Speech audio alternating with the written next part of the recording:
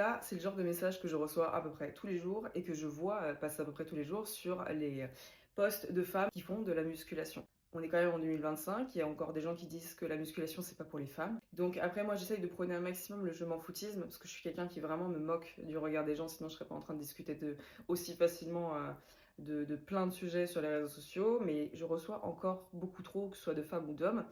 Comment tu fais pour pas être atteinte?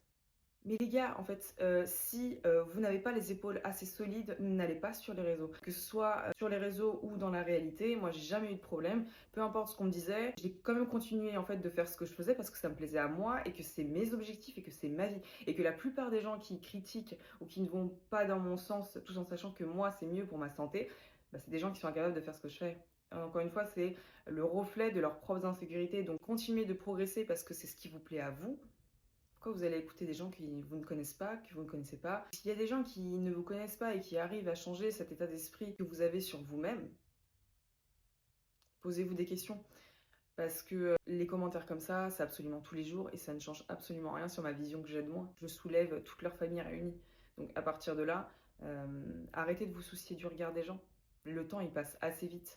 Donc préoccupez-vous de votre vie, peu importe ce que vous allez voir passer.